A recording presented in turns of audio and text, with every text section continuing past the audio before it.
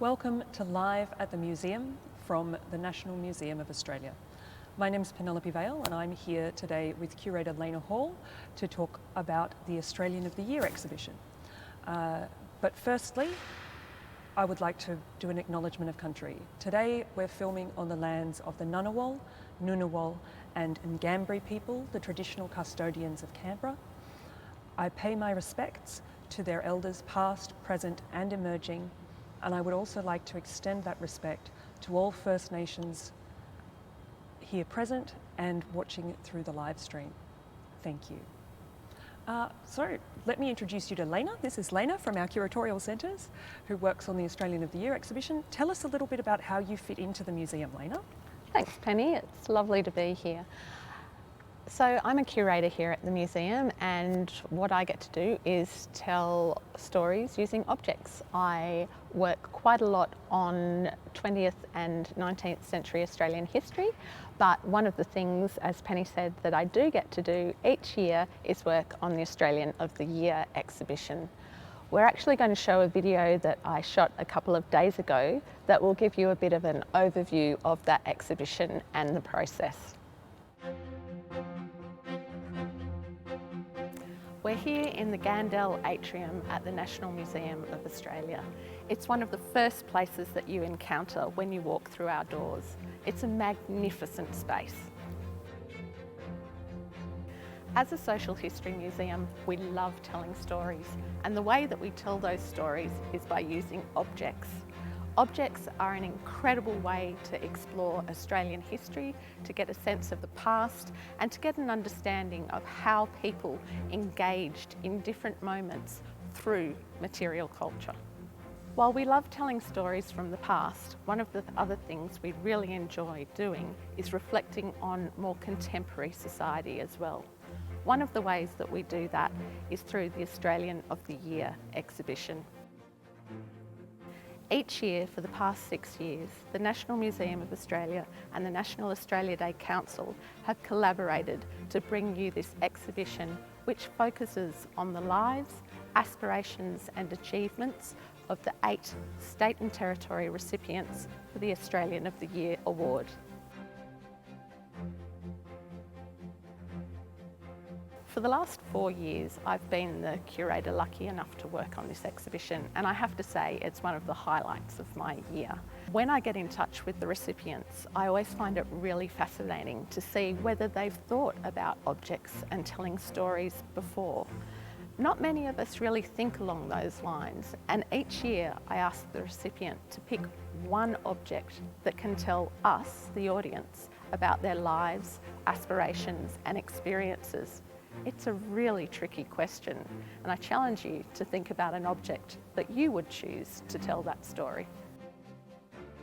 Really did always want to be a doctor, and I can't remember anything else that I wanted to be. When I saw this statue in a souvenir shop in Honolulu when we were on our way back from the States in the early 70s, I just had to have it. On the back of the statue, the words are written, "God of wisdom will help children through difficult studies, passing exams," and there was a particular reference to medicine, so I pleaded with Mum and Dad to buy it for me and allow me to pass my exams and bring me to where I am today. The jersey's from the first ever women's international test match, recognised test match, and symbolises a whole lot of other things that have been happening in my life up until then, and also sort of a really important change particularly in rugby league for women in the game. So it's a nice reminder of the journey that we've been on.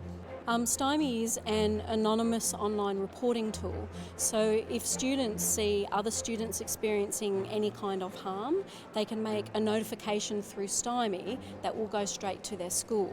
So the bird was made by a Year 9 student of mine who died by suicide. It took me a little while, but I finished it for him. I offered it to his family. They wanted me to keep it because I actually had a really good teaching and learning relationship with this student, and it's been the central figure in viewing and kind of sitting on my shoulder and advising me and reminding me of my purpose. Most exhibitions here at the National Museum come together over the course of many months or even years. The Australian of the Year exhibition is a little different. In fact, from start to finish, it's about 2 months. It's intense, it's exciting, it's dynamic, it's sometimes very challenging.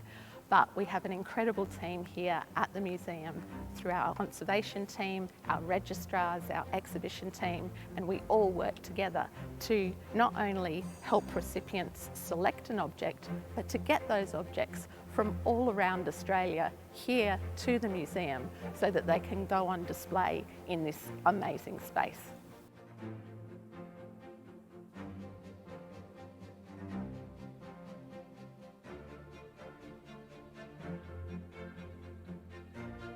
I feel really privileged each year to be able to work with these incredible state and territory recipients, each of whom reflect the diversity of Australian society, but who through their work and their actions have gone above and beyond to add value and to create a community that is inclusive, that is innovative, and that is extraordinary. And I know that our visitors really enjoy engaging on the personal level as well, hearing from the individuals about what's important to them and how those objects really reflect moments and experiences that have shaped them.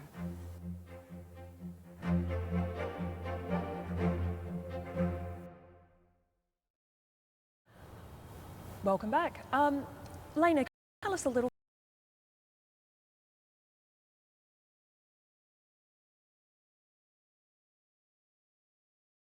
It's a collaboration between the National Museum and the National Australia Day Council.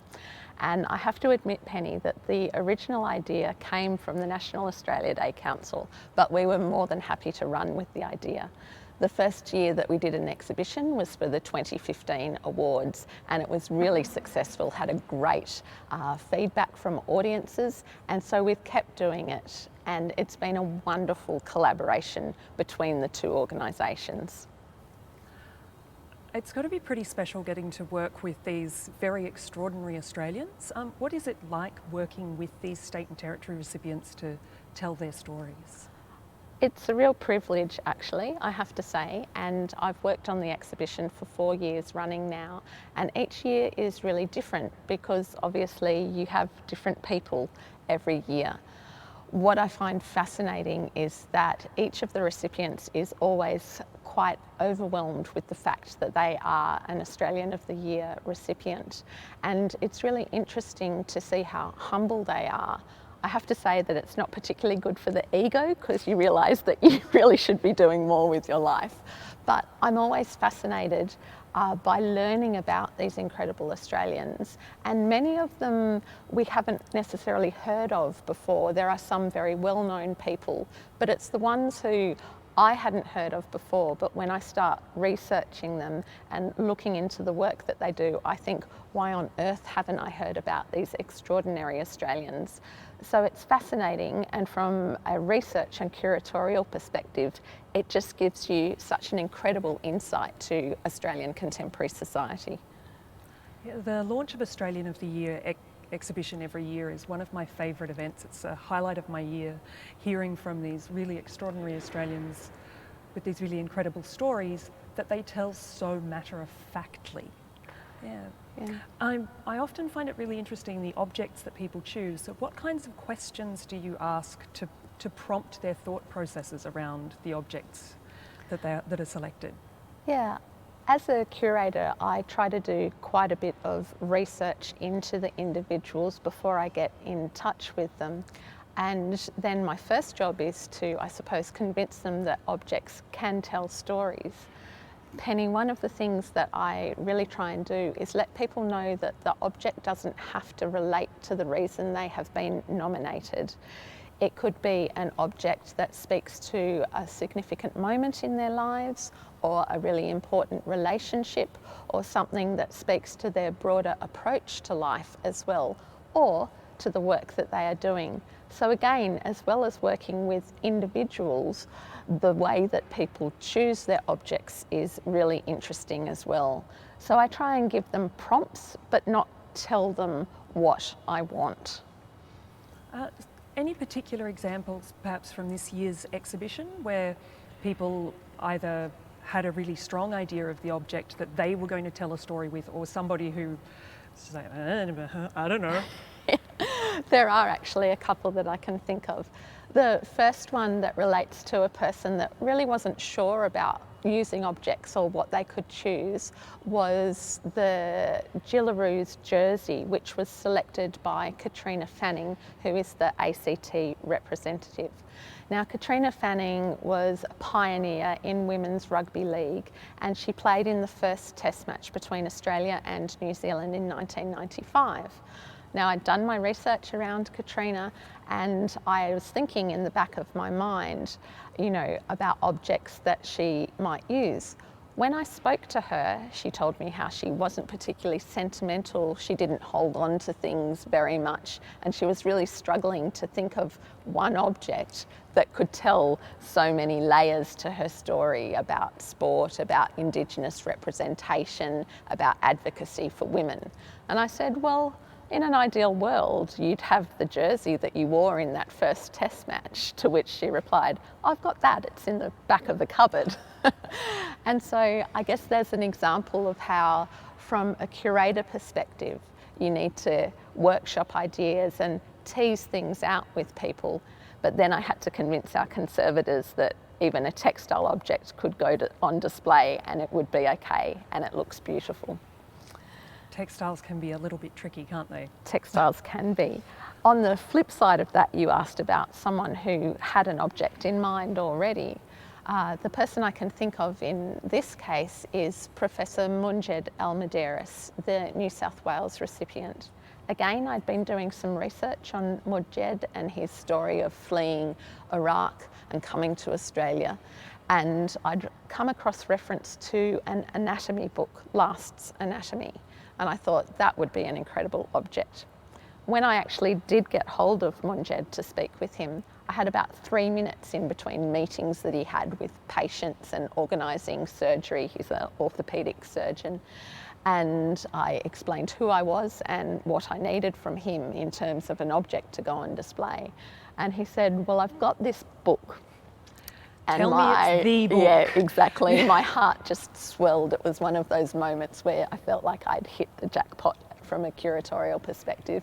And yes, it was the book that he had brought with him from Iraq. It had sustained him through time in solitary confinement while he was in detention. And for him, it's an incredible reference point of his journey and a really, really powerful object. And he knew straight away that that's what he wanted to put on display.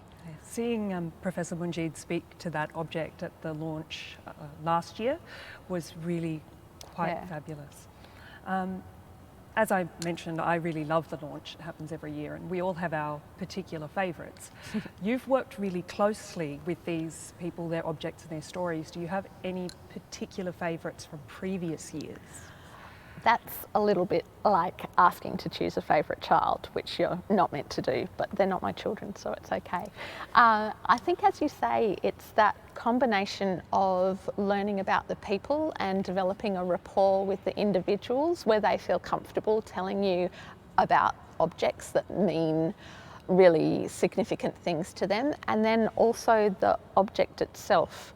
And I have to admit, there are a couple that spring to mind, but the one that I felt really moved me over the number of years I've done this was a small Unicycle trophy statue, which was selected by Samuel Johnson, the 2018 Victorian recipient. Now, when Samuel found out that he'd been nominated, he was actually really quite worried and nervous about it. He didn't want it to be about him. But when he realised that the award was a platform to talk about things that were incredibly important to him, he ran with it. Now, this object was actually made by his sister Connie, and many of you would be familiar with Connie Johnson and her battle against breast cancer and the Love Your Sister Foundation. And to me, this object is incredible because it's personal. It was made by Sam's sister and given to him. It represents that relationship. It's handmade, it links directly to her, and it's also tiny. So it speaks to the power that really small objects can have to connect us with individuals and also with big stories. And it still moves me now. I have to admit that's probably up there with my favourites. Yeah, that was a particularly beautiful piece to go on display. And Did I read somewhere that he had actually thought that it was lost, it had been misplaced? That's right. So before Samuel was nominated, Connie had actually died, and he was going through things, and he'd thought that he'd lost this little statuette that she'd made him. He hadn't come across it for years, and then he uncovered it in a box, and not long before I got in touch with him about selecting an object, so he knew straight away too that that was something he would like to put on display. That's really wonderful. Maybe in previous years, are there favourite objects that maybe emerged through conversations rather than pieces that people were guess this, or? I think that's true, and one thing to remember with this exhibition is that it goes on display here in the Gandel Atrium in December, but then through the course of the following year it actually tours to different venues around Australia. Currently, in our situation, our very strange times, it's not touring at the moment, but usually it does, which means that the recipients need to be without this object for up to a year. Now, an example that springs to mind about that was in 2017, and speaking with Kate Swaffer, who was the South Australian nominee. Now, she initially suggested a pearl necklace, which she wears all the time. But then I explained to her about having to be without it for a year and asked whether she could do that. And she couldn't. And so then we had to come up with another object. And she selected I seem to recall initially she said she wanted to put her family on display, but they wouldn't fit. She did suggest her family as being the most important thing to her, but they wouldn't have survived in one of the showcases. So the object that she came up with after some workshopping is this beautiful mobile seagull, so a wooden seagull, and it's an amazing object on a number of different levels. Firstly, for Kate, it's really significant. It reminds her of a short story about Jonathan Seagull and going your own way, following your own path, which is really important to her. Kate had early onset dementia and became an advocate for those suffering from dementia. But she always did things in her own way, and this seagull was a really direct link to her journey and to how she would do that. It was also really special in terms of getting it on display, and this is part of what I love about this process. How do you get these objects on display at the museum looking beautiful? We wanted to make sure that it looked like it was flying, and that was actually a really tricky challenge for our conservators and our mount makers, but I think we did it, and when Kate saw it, she was really moved by that. So that relationship and rapport and teamwork is something I love about this exhibition. Yeah, I remember watching Kate speak at the launch, and she was really warm and just incredible to listen to. Yeah, absolutely. You mentioned that getting the seagull to fly was really tricky. Yeah. I imagine that over the course of 4 years, or it's been 2015, so we've done That's this right. for five years? 6 years. 6 years now. Yeah. Certainly people must have come with objects that you just kind of look at it and go, I mean, it's great, but I have no idea what to do with this. That's true, and it's interesting that you mention that, because one of the limits that we have with this exhibition is the size of the showcases.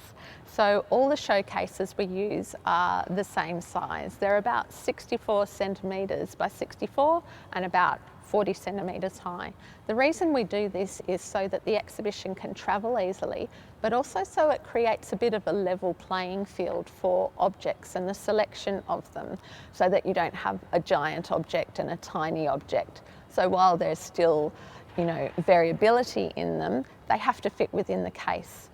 But we do work really hard and sometimes we push the boundaries of that.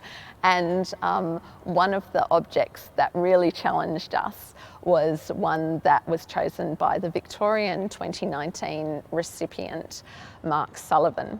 Now, he chose a sculpture called The Gift of Sight, which is a small version of a sculpture that sits outside the World Health Organization. It was sculpted by someone called R.T. Wallen.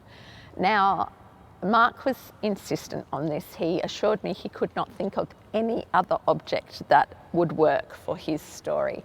Unfortunately, it was a bit too big for the case. And what we ended up actually doing was cutting a hole in the bottom of the case so that we could recess part of the sculpture, and it just fitted I remember in. seeing that actually. It had like a little That's right.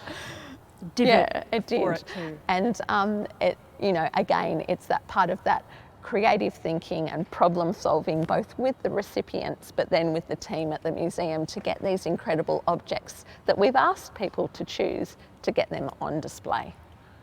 Ah, beautiful. We'll start throwing to some questions from the live stream. Great. Don't forget that if you've got questions, type them up and we'll get to them. I think initially we saw the exhibition again in person, but seeing it in your dining room is special. Thank you, Anne. That's really lovely. It is a very special exhibition that we have a lot of fun working on.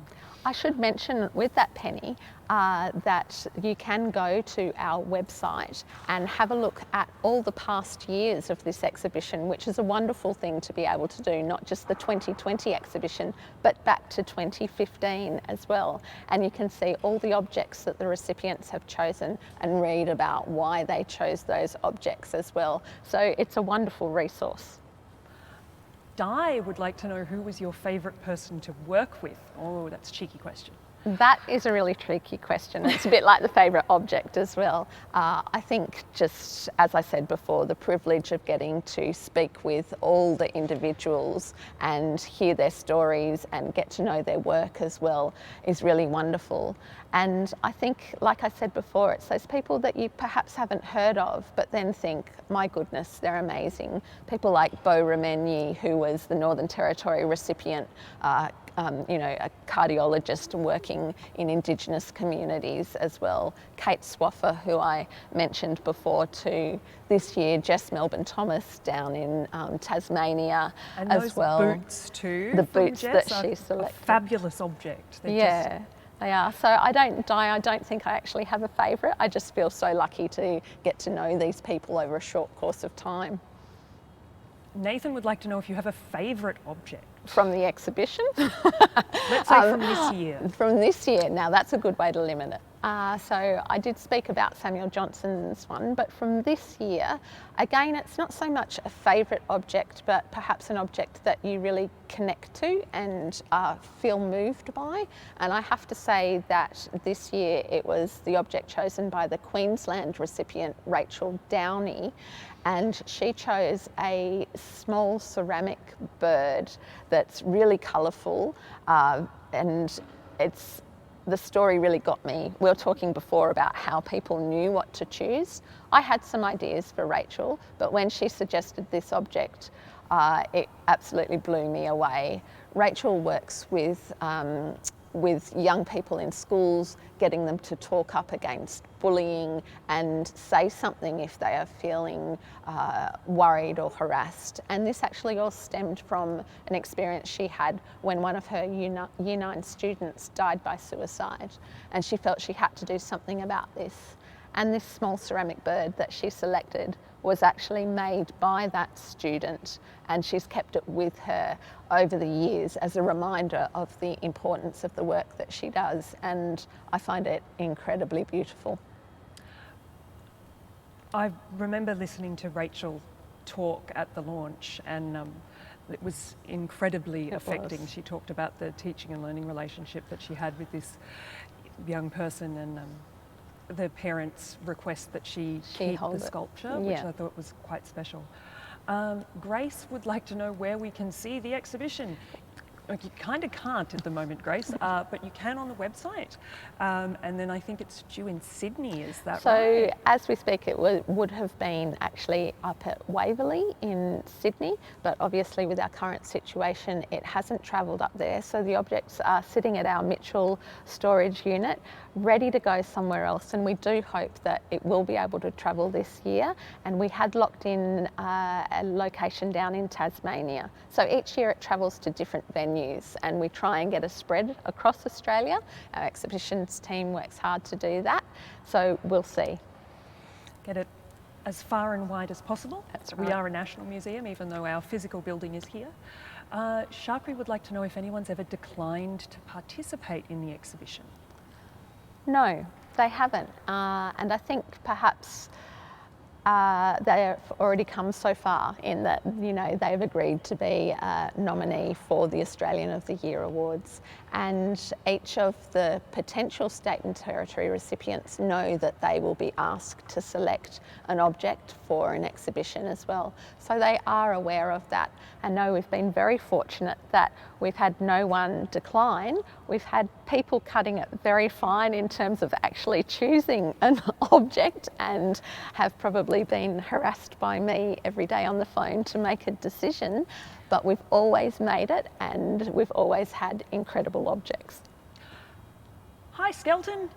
Skelton 9 wants to know, if you were nominated, Lena, what object would you choose for you? Skelton, that's a really tricky question. I've always liked being on the other side, so I didn't have to think about that.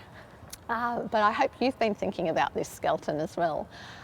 For me, having worked on it a few years, I have been asked this question a few times, and I think it changes every year, but I would actually choose a watch that my dad had and that I now wear on really special moments, which is really important to me because it's a connection to my dad and the influence that he has had on my life. So that's the object that I would choose, but ask me tomorrow and it might be a different one.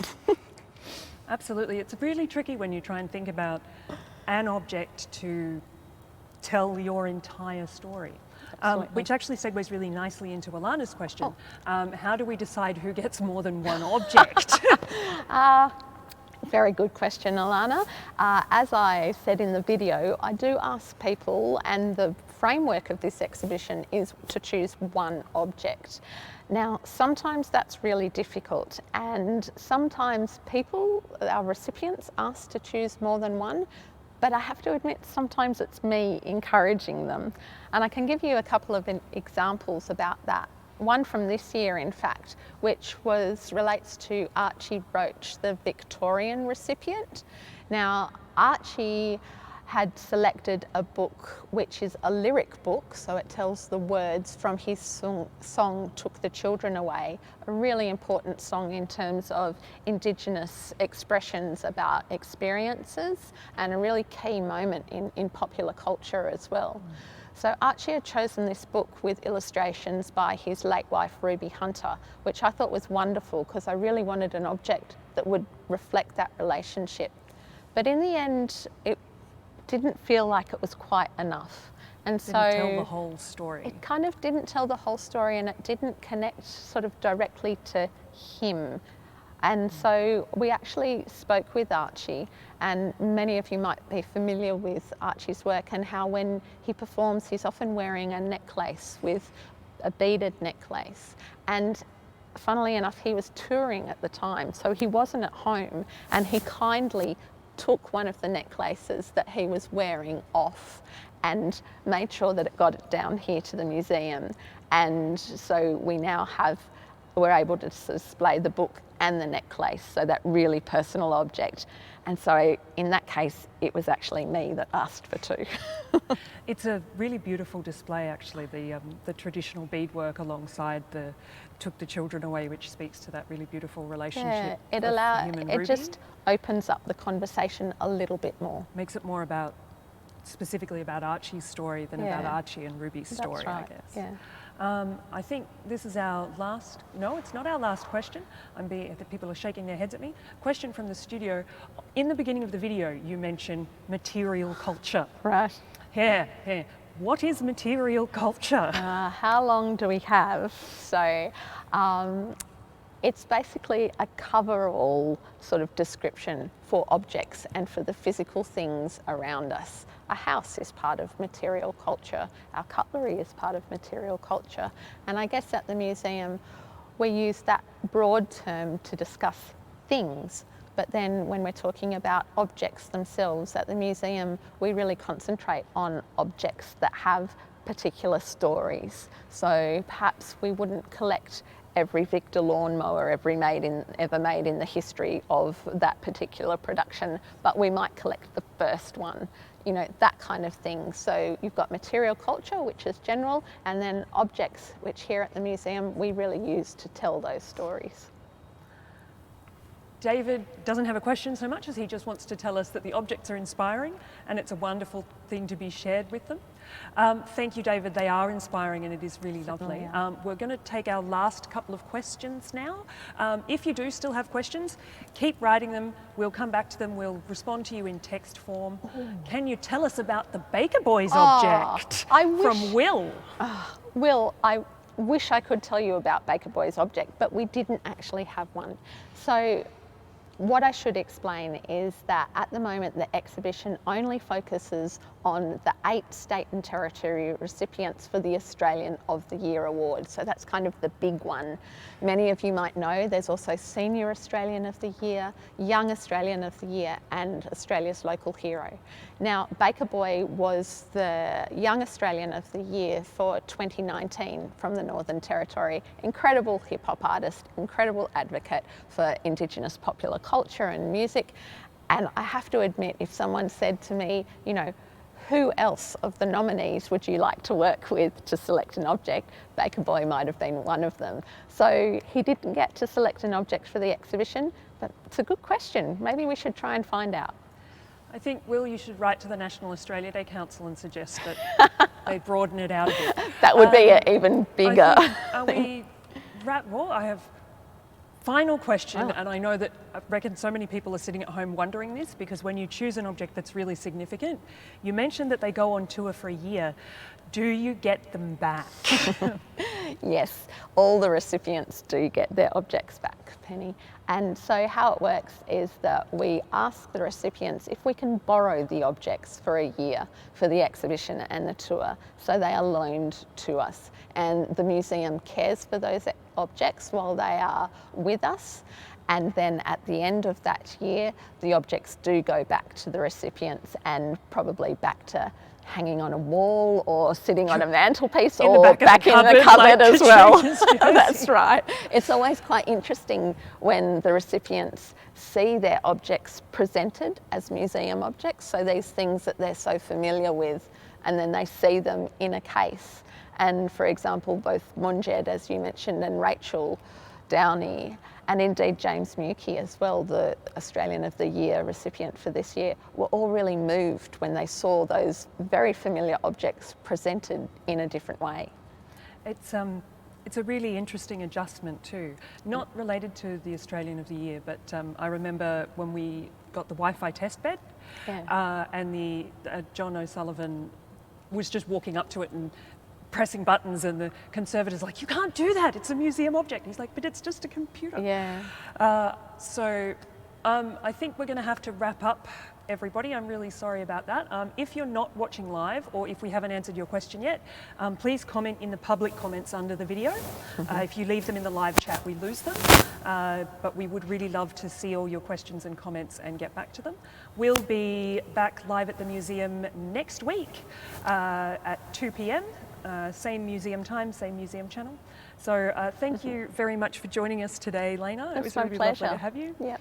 And everybody, don't forget to jump on and check out the Australian of the Year exhibition page, which I think is in the comments somewhere. And we'll see you next week. Thanks so much.